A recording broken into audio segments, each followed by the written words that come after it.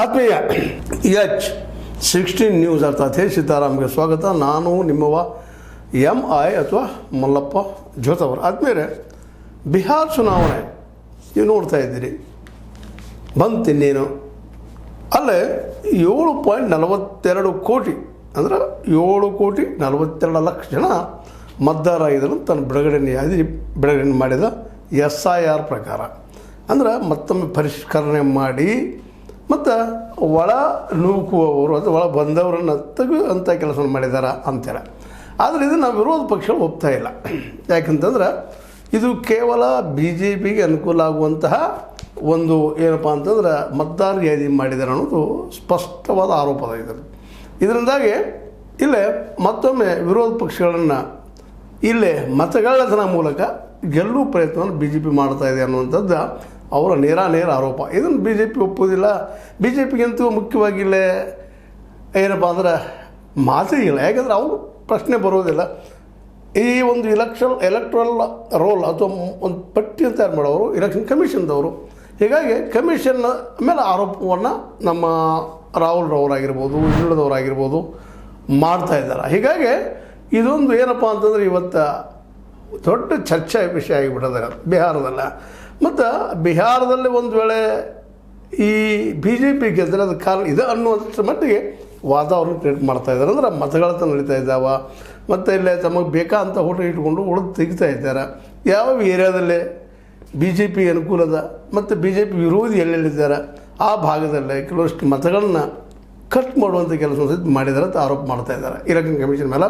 ಇದರಲ್ಲಿ election commission ಇರೋದು ಪೂರ್ತಿಯಾಗಿ ಇದು ಏನಪ್ಪ ಅಂತಂದ್ರೆ ಇಲ್ಲೇ BJP ಅನುಕೂಲ ಆಗುವಂಥ ಮತದಾರ ಉಳಿಸ್ಕೊಳ್ತಾ ಇದೆ ಅಂತ ಆರೋಪ ಇದು. ಈ ದಿಶೆಯಲ್ಲಿ BJP ಉತ್ತರಗೊಳ್ಳಿ ಹೋಗ್ತಾ ಇಲ್ಲ, ನಮ್ಮದು ಅದು ಏನು ಸಂಬಂಧ ಇಲ್ಲ, ಆಗಿಲ್ಲ, ಅದೇನಾಗಿದ್ದರೂ ಕಾಂಗ್ರೆಸ್ ಸರ್ಕಾರಗಳಲ್ಲಿ ಆಗಿದೆ, ನಮ್ಮಲ್ಲಿಲ್ಲ ಅನ್ನುವಂಥ ವಾದಗಳು ಮಾಡ್ತದೆ. ಬಟ್ ಈ ವಿಷಯದಲ್ಲಿ BJP ಆರ್ಗ್ಯುಮೆಂಟ್ ಮಾಡೋ ಸಹಿತ ಸರಿನಾ ಅನ್ನುವಂಥ ಒಂದು ಮಾತದೆ. ಯಾಕಂದ್ರೆ ಇಲ್ಲಿ ಆರೋಪ ಮಾಡ್ತಾ ಇರೋದು ರಾಹುಲ್ ಗಾಂಧಿಯವರು ಅಲ್ಲಿಯ ಇಲೆಕ್ಷನ್ ಕಮಿಷನ್ ಮೇಲೆ ಇರೋದ್ರಿಂದಾಗೆ ಸಹಜವಾಗಿ ನೀವು ಯಾರಪ್ಪ ಅದಕ್ಕೆ ಉತ್ತರ ಕೊಡುವಂಥವ್ರು ಅನ್ನುವಂಥ ಪ್ರಶ್ನೆ ಸಹಿತ ಅವ್ರು ಮಾಡ್ತಾ ಇದ್ದಾರೆ. ಇದರ ಅರ್ಥ ಏನಪ್ಪ ಅಂತಂದ್ರೆ ಈ ಒಂದು ಇಲೆಕ್ಷನ್ ಅನ್ನುವಂಥದ್ದು ಕೇವಲ ಒಂದು ಸೈಡೆಡ್ ಮಾಡುವಂಥದ್ದು ಅಂತೇಳಿ ಆರೋಪಗಳಿದ್ದಾವೆ. ಬಟ್ ಇದು ಸಾಧ್ಯನಾ ಅನ್ನುವಂಥದ್ದು ಅದು ಸಾಧ್ಯ ಮಾಡಿ ಈಗಾಗಲೇ ಒಮ್ಮೆಲ್ಲ 2-3 ಸಲ ನಮ್ಮ ರಾಹುಲ್ ಗಾಂಧಿಯವರು ಪ್ರೂವ್ನು ಮಾಡಿದ್ದಾರೆ. ಒಂದು ಕಡೆ 60-70 ಓಟುಗಳು ಒಂದೇ ಮನೆಯಲ್ಲೇ 100 ಹೊಡೆತನ ಇರುವಂಥದ್ದು ಈಗಲೂ ಪ್ರೂವ್ ಮಾಡಿದ್ದಾರೆ. ಈ ಸಲ ಏನು ಮಾಡಿದಾರಪ್ಪ ಅಂತಂದ್ರಲ್ಲೇ ಬಿಹಾರ ವಿಶೇಷವಾಗಿ ಅದು ಕಾಂಪ್ಲಿಕೇಟೆಡ್ ಇರುವಂಥದ್ದು. ಬಿಹಾರದಲ್ಲೇ ತನ್ನ ಕಾಲ ಮೇಲೆ ಗೆದ್ದು ಬರುವಂಥ ಶಕ್ತಿ BJPಗಿಲ್ಲ. ಹೀಗಾಗಿ BJP ಇದ್ದಿದ್ದೇನು ಮಾಡ್ಲಿಕ್ಕತ್ತದಪ್ಪ ಅಂದ್ರೆ ಈ ಒಂದು ಜನತಾದಳ ಅಂದರೆ ಯುನೈಟೆಡ್ ಜನತಾದಳ ಮೂಲಕ ಅಂದರೆ ನಮ್ಮ ನಿತೀಶ್ ಕುಮಾರ್ ಅವ್ರ ಸಹಕಾರ ತೊಗೊಂಡು ಅಲ್ಲಿ ಆಯ್ಕೆ ಆಗುವಂಥ ಪ್ರಯತ್ನ ನಡೆಸಿದೆ. ಆದರೂ ತನ್ನ ಏರಿಯಾದಲ್ಲಿ ಹೆಚ್ಚಿನ ಸಂಖ್ಯೆಯಲ್ಲಿ ಆಯ್ಕೆಯಾಗಿ ಬರುವಂಥ ಒಂದು ಪ್ರಯತ್ನವನ್ನು BJP ಮಾಡ್ತಾ ಇದೆ ಅನ್ನುವಂಥದ್ದು ಒಂದು ಆರೋಪ. ಬಟ್ ಇಲ್ಲೇ ಏನಪ್ಪ ಅಂದರೆ ವಿಶೇಷವಾಗಿ ಬಿಹಾರದಲ್ಲೇ ಅತ್ಯಂತ ಪ್ರಬಲವಾದ ಪಕ್ಷ ಅದಪ್ಪ ಅಂದ್ರೆ RJD. ಈಗ ಹೊಸದಾಗಿ ಒಂದು PK ಅಂತ, ಈ PK ಅನ್ನುವಂಥ ವ್ಯಕ್ತಿ ನಿಮಗೆ ಗೊತ್ತದೆ ಈಗಾಗಲೇ. ಇವರು ಈ ಒಂದು ಹೊಸ ಪಕ್ಷವನ್ನು ಕಟ್ಕೊಂಡು ಇವರು ಇಲ್ಲಿ ಏನು ಮಾಡ್ತಾ ಇದ್ದಾರಪ್ಪ ಅಂದ್ರೆ ಈ ಒಂದು ಚುನಾವಣೆಯಲ್ಲಿ ತಮ್ಮದೇ ಅಂತ ಅಸ್ತಿತ್ವವನ್ನು ಮುಡಿಸ್ಕೋಬೇಕು ಅನ್ನುವಂಥ ಪ್ರಯತ್ನ ಮಾಡ್ತಾ ಇದ್ದಾರೆ. ಅಂದ್ರೆ ಪ್ರಕಾಶ್ ಕಿಶೋರ್ ಅನ್ನುವಂಥವರು.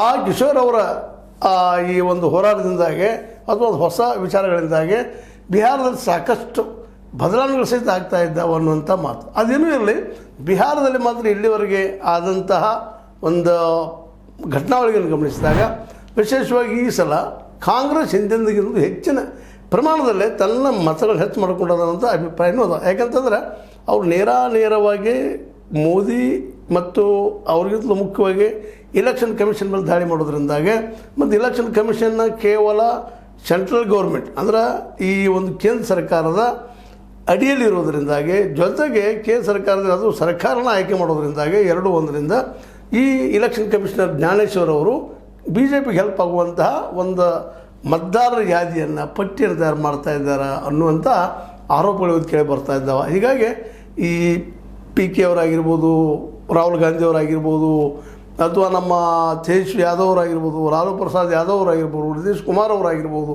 ಈ ಸಲ ಎಲ್ಲರಿಗೂ ಒಂದು ಪರೀಕ್ಷಾ ಕಾಲ ಅಂತ ಹೇಳಬೇಕಾಗಿದೆ. ಯಾಕಂತಂದ್ರೆ ಈ ಸಲ ಎಟ್ ಎನಿ ಕಾಸ್ಟ್ ಎಲ್ಲರಿಗೂ ಗೆಲ್ಲಲೇಬೇಕಾದಂಥ ಅವಶ್ಯಕತೆ ಅಲ್ಲದ. ಮತ್ತು ಮೇಲಾಗೆ ಬಿ ಜೆ ಪಿಗೆ ಇವತ್ತು ಏನಪ್ಪ ಆಗಿದೆ ಅಂತಂದ್ರೆ ಈ ಒಂದು ಹಂತದಲ್ಲೇ ಬಿ ಜೆ ಪಿಗೆ ಹಿಂದಿಂದಿಗಿಂತಲೂ ಒಂದು ಸ್ವಲ್ಪ ಹಿನ್ನಡೆ ಆಗುವ ಸಾಧ್ಯತೆ ಹೆಚ್ಚು ಕಾಣ್ತಾ ಇದ್ದಾವೆ.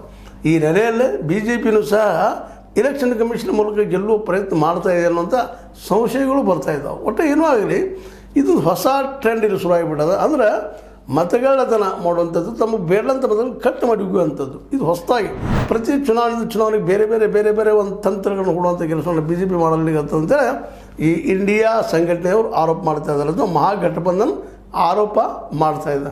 ಈ ಆರೋಪ ಎಷ್ಟು ಮಟ್ಟಿಗೆ ಸಿದ್ಧ ಆಗ್ತದೆ ಅನ್ನೋದು ಇನ್ನು ಇಲೆಕ್ಷನ್ ಮುಗಿದಾಗ ಗೊತ್ತಾಗುವಂಥದ್ದು. ಆಲ್ರೆಡಿ ಇಲೆಕ್ಷನ್ ಕಮಿಷನ್ ಅಂತ ಯಾರು ಏನಂದರು ತನ್ನದೇ ಅಂತ ತನಗೆ ಸಿದ್ಧಂಥ ಅಧಿಕಾರದ ಆಧಾರದ ಮೇಲೆ ಸ್ವಾಯತ್ತತೆ ಮೇಲೆ ಇಲೆಕ್ಷನ್ ಮಾಡುವಂಥ ಒಂದು ಪ್ರೊಸೆಸ್ಸನ್ನು ಪೂರ್ತಿ ಮಾಡಿದೆ. ಮತ್ತು ಅನೇಕ ಕಾಂಗ್ರೆಸ್ಸಿಗೆ ಪರವಾಗಿದ್ದ ಬರುವಂಥ ವೋಟರ್ಸ್ಗಳು ಕಟ್ ಮಾಡಿದ್ದಾರೆ ಅನ್ನುವಂಥ ಒಂದು ಆರೋಪಗಳು ಸಾಕಷ್ಟಿದ್ದಾವೆ.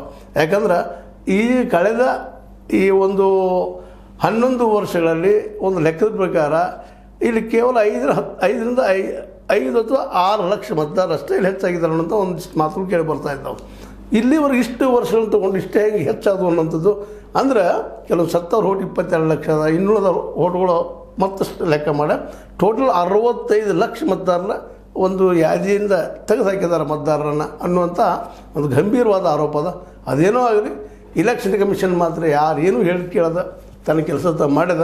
ಇನ್ನು ಮತದಾರಿಗೆ ಬಿಟ್ಟಂಥ ವಿಷಯ, ಯಾರು ಉಳಿದಾರ ಮತದಾರರು ವಿಶೇಷವಾಗಿ ಎಲ್ಲ ಬಿ ಜೆ ಪಿಗೆ ಮತ್ತು ಜೊತೆಗೆ ಈ ಒಂದು ವಿಶೇಷ ನಮ್ಮ ನಿತೀಶ್ ಕುಮಾರ್ ಅವರು ಜೆ ಡಿ ಯುಗೆ ಮತ ಹಾಕುವ ಸಾಧ್ಯತೆಗಳು ಹೆಚ್ಚಿದ್ದಾವೆ, ಗೆಲ್ಲುವ ಸಾಧ್ಯತೆಗಳು ಹೆಚ್ಚಿದ್ದಾವೆ ಅಂತ ಮಾತು ಇತ್ತೀಚೆಗೆ ಬರ್ತಾ ಇದ್ದಾವೆ. ಆದರೂ ಮತದಾರರು ಇನ್ನೂ ತಮ್ಮ ಗುಟ್ಟನ್ನು ಬಿಟ್ಟು ಕೊಟ್ಟಿಲ್ಲ ಅನ್ನೋ ಮಾತು ಅದಾವ. ಜೊತೆಗೆ ಕೆಲವು ಸರ್ವೆಗಳು ಇಲ್ಲ, ಆರ್ ಜೆ ಡಿ ಮತ್ತು ಕಾಂಗ್ರೆಸ್ ಪಿ ಕೆ ಅವ್ರ ಪಕ್ಷ ಗೆಲ್ಲುವ ಸಾಧ್ಯತೆಗಳಿದ್ದಾವೆ. ಕಡಿಕ ಪಿ ಕೆ ಅವ್ರ ಪಕ್ಷ ಇನ್ನೊಂದಲ್ಲಿ ಅಪಾಯ ಏನಿದೆಪ್ಪ ಅಂದರೆ ಪಿ ಕೆ ಪಕ್ಷದಿಂದ ವಿಶೇಷವಾಗಿ ಅದು ನಿಂತಿದ್ದು ಈ ವಿರೋಧ ಪಕ್ಷಗಳಿಗೆ ಹೆಚ್ಚು ತೊಂದರೆ ಕೊಡ್ತದೆ, ಅದು ಅವ್ರ ಹೊಟ್ಟನ್ನು ಕಸ್ಕೊಳ್ತದೆ ಅಂತ ಮಾತುಗಳು ಕಂಡು ಬರ್ತಾ ಇದ್ದಾವೆ. ಒಟ್ಟಲ್ಲಿ ಏನೂ ಇರಲಿ, ಈ ಚುನಾವಣೆ ಬಿಹಾರ ಚುನಾವಣೆ ಅಂದುಕೊಂಡ್ರೆ ಸುಲಭ ಆಗುವುದಿಲ್ಲ. ಮತ್ತು ಬಿ ಜೆ ಪಿ ಮೇಲಂತೆ ಆರೋಪ ಭಾಳ ಜೋರ್ದಾರಾಗಿ ನಡೆದ. ಮತಗಳತನ ಮಾಡ್ತಾ ಇದ್ದಾರೆ ಅಂತ ಪ್ರಚಾರ ಎಲ್ಲ ಕಡೆ ಆಗ್ತಾಯಿದೆ. ಹೀಗಾಗಿ ಇವತ್ತು ಮೋದಿಯವರಿಗೆ ಓಟ್ ಚೋರ್ ಅನ್ನುವಂಥ ಆರೋಪಗಳನ್ನು ಮಾಡ್ತಾ ಇದ್ದಾರೆ ಅಲ್ಲಿಯ ಈ ವಿರೋಧ ಪಕ್ಷಗಳು. ಇದರಿಂದಾಗಿ ಈ ಚುನಾವಣೆ ಇನ್ನಷ್ಟು ಹೆಚ್ಚು ಏನಪ್ಪ ಅಂತಂದ್ರೆ ಪ್ರಚಲಿತ ಆಗಿ ಮುಂದಿನ ದಿನಗಳಲ್ಲೇ ಇದೇ ಒಂದು SIR ಇನ್ನುಳಿದ ರಾಜ್ಯಗಳಿಗೂ ಅಂದರೆ ಪಶ್ಚಿಮ ಬಂಗಾಳಕ್ಕಾಗಿರ್ಬೋದು, ನಂತರ ಬರುವಂಥ ಬೇರೆ ರಾಜ್ಯಗಳಿಗೆ ಆಗಿರ್ಬೋದು ಅಡಾಪ್ಟ್ ಮಾಡುವಂಥ ಸಾಧ್ಯತೆಗಳಿದೆ. ಮತ್ತು ಕರ್ನಾಟಕನೂ ಈ SIR ಮಾಡಿಸಬೇಕು ಅನ್ನೋಂಥದ್ದನ್ನು ಈಗಾಗಲೇ ಸೂಚನೆಯನ್ನು ಕೊಟ್ಟದ ನಮ್ಮ ಏನಪ್ಪ ಎಲೆಕ್ಷನ್ ಕಮಿಷನ್. ಹೀಗಾಗಿ ಮುಂದಿನ ದಿನಗಳಲ್ಲೇ ಈ ಒಂದು ಏನಪ್ಪ ಅಂದ್ರೆ ತಮಗೆ ಬೇಡಾದಂಥ ಮತಗಳನ್ನ ಕಟ್ ಮಾಡುವಂಥ ಕೆಲಸವನ್ನು ಬಿ ಜೆ ಪಿ ಮಾಡಲಿಕ್ಕೆ ಹಂಗೆ ಗೆಲ್ಲೂ ಪ್ರಯತ್ನ ಮಾಡಲಿಕ್ಕೆ ಅಂತ ಹೇಳ್ತಾ ಇದ್ದಾರೆ. ಬಟ್ ಇದಕ್ಕೊಂದು ಉತ್ತರ ಸಿಗಬೇಕಾಗಿದ್ದು ಬಿಹಾರ ಚುನಾವಣೆ ನಂತರ. ಒಂದು ವೇಳೆ ಬಿ ಜೆ ಪಿಗಿದ್ದರೆ ಇದು ಸತ್ಯ ಕಟ್ ಮಾಡಿದ್ದಾರೆ ಅಂತ ಹೇಳ್ತಾರೆ, ಗೆಲ್ಲಿಲ್ಲ ಅಂತಂದರೆ ಮೌನ ಆಗೋ ಸಾಧ್ಯತೆ ಎಲ್ಲ ಇದ್ದಾವೆ. ಇದು ಯಾಕಪ್ಪ ಅಂದ್ರೆ ಒಂದು ಏನು ಇದು ವಾಸ್ತವದ ಮೇಲೆ ಅಂತ ನಾವು ಹೇಳ್ತಾರೆ, ಎಲ್ಲರೂ ಪ್ರತಿಯೊಬ್ಬರು ನಾವು ಹೇಳೋದು ಸತ್ಯ ಅಂತ ಹೇಳ್ತಾ ಇದ್ದಾರೆ. ಅದು ಯಾರು ಸತ್ಯ ಯಾರು ಸುಳ್ಳು ಅನ್ನುವಂಥದ್ದು ಇನ್ನು ಬರುವ ದಿನಗಳಿಗೆ ಗೊತ್ತಾಗ್ತದೆ ಅಂತ ಹೇಳ್ತಾ, ಇದು ಏನಪ್ಪ ಅಂತಂದ್ರೆ ಬಿಹಾರದ ಇಂದಿನ ಸ್ಥಿತಿ, ಅಲ್ಲಿಯ ಸ್ಥಿತಿಗತಿಯನ್ನು ನೋಡಿದ್ರೆ, ಅಲ್ಲಿ ಬಡತನ ನೋಡಿದ್ರೆ, ಅಲ್ಲಿ ಮುದ್ದೆಗಳು ನೋಡಿದ್ರೆ, ಅಲ್ಲಿಯ ಜನರ ಬೇಡಿಕೆಗಳು ನೋಡಿದ್ರೆ, ಅಲ್ಲಿ ನಿರುದ್ಯೋಗ ಪರಿಸ್ಥಿತಿ ನೋಡಿದ್ರೆ ನಿಶ್ಚಿತವಾಗಿಯೂ ನಿತೀಶ್ ಕುಮಾರ್ ಅವರ ಮತ್ತು ಮೋದಿಯವರ ಸರ್ಕಾರ ಅಥವಾ ಅವ್ರ ಪಕ್ಷ ಬೀಳಬೇಕು. ಬಟ್ ಅದು ಬೀಳ್ತದ ಗ್ಯಾರಂಟಿ ಇಲ್ಲ. ಯಾಕಂದರೆ ಈ ಎಲ್ಲ ಮುದ್ದೆಗಳ ಮೇಲೆ ವಿಷಯಾಧಾರಿತ ವಿಷಯ ಇದಿಲ್ಲ, ಇಲ್ಲೇನಿದ್ರು ಓಟ್ ಕದಿತನ ಆಯ್ತು ಅಂತೇಳಿ ರಾಹುಲ್ ಗಾಂಧಿಯವರು ಆರೋಪ ಮಾಡ್ತಾಯಿದ್ದಾರೆ. ಈ ಆರೋಪ ಸತ್ಯನ ಸುಳ್ಳನ ವೇಟ್ ಮಾಡೋಣ ಅಂತ ಹೇಳ್ತಾ, ಇದು ಬಿಹಾರದ ಇವತ್ತಿನ ಸ್ಥಿತಿ. ಇದು ನಿಮಗೆ ಲೈಕ್ ಆಗಿರ್ಬೋದು, ಲೈಕ್ ಮಾಡಿ ಶೇರ್ ಮಾಡಿ, ಕಮೆಂಟ್ ಮಾಡಿರಿ. ಅದರ ಜೊತೆಗೆ ಶೇರ್ ಆಗೋದು ಶೇರ್ ಮಾಡೋದನ್ನು ಬಿಡ್ಲಿಕ್ಕೆ ಹೋಗ್ಬೇಡ್ರಿ, ಮತ್ತು ಸಬ್ಸ್ಕ್ರೈಬ್ ಆಗೋದನ್ನು ನಿಲ್ಲಿಸ್ಲಿಕ್ಕೆ ಹೋಗ್ಬೇಡ್ರಿ ಅಂತ ಹೇಳ್ತಾ H16 ನ್ಯೂಸ್ ಅರ್ಥ ಸಿದ್ದರಾಮಯ್ಯ ಸತ್ಯದ ಕೈಗಳಲ್ಲಿ ವಂದನೆಗಳು.